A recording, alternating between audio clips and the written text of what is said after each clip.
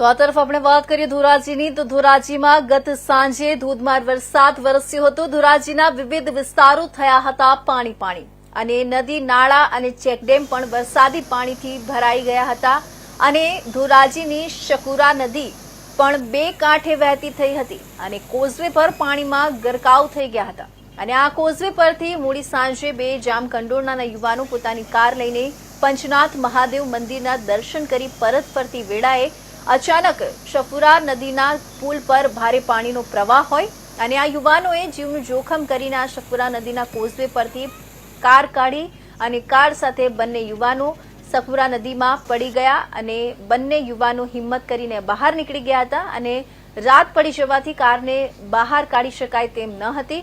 પણ આજે સવારે નગરપાલિકા સદસ્ય અને સામાજિક આગેવાનો અને તરવૈયાઓ અને ક્રેનની મદદથી કારને ભારે જહેમત બાદ કાર બહાર કાઢવામાં આવી હતી।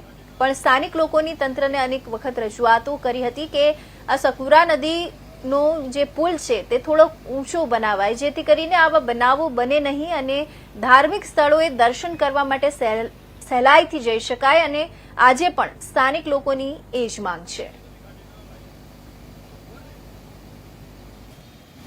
ટપુભાઈ સોજીત્રા, હું આજ રોજ વાડીએથી પાછો આવતો હતો ત્યારે પંચનાથના પુલ પાસે પહોંચ્યો ત્યારે મેં ક્રેન ઉપર ગાડી કાઢતા જોઈ એટલે હું સ્થળ ઉપર ગયો તો ખ્યાલ આવ્યો કે ભાઈ રાતે આ ગાડી પડી ગઈ હતી અને જાનહાની થઈ નથી પણ યુવાનો તરીને બહાર બચી ગયા છે। ત્યારે મને એવું લાગ્યું કે આ સ્થળ ઉપર વારે વારે આવા હોનાર હતો અને અકસ્માતો બને છે। અહીંયા કણે બે ધાર્મિક સ્થળો આવેલા છે, એક મોમેન્ટની મોટી દરગાહ છે અને એક પંચનાથ મહાદેવનું મંદિર છે। વાર તહેવારો મોટા ઉત્સાહથી અહીંયા કણે પબ્લિકનો એટલો બધો ધસારો રહે છે અને અવારનવાર આવી હોનારો તો થાય છે અને વિકાસના કાર્યો ધોરાજી નગરપાલિકા અને ગુજરાત ગવર્મેન્ટે ઘણા બધા અહીંયા કર્યા છે પણ આ એક પુલનું કામ ધ્યાનમાં લઈ અને કરે તો આવી હોનારો તો કાયમી બચી શકાય એવું છે। પુલને કઈ રીતે કરવામાં આવે તો સારું? પુલને રોડ લેવલે કરી અને નીચેથી પાણી વહ્યું જાય એ રીતનું પાણીનો નિકાલ થઈ જાય અને આવવા જવાનો રસ્તો કાયમી સરળ રહે કારણ કે આ બહુ મોટો ટ્રાફિક રહે છે અને આવો અવારનવાર બન્યા કરે છે।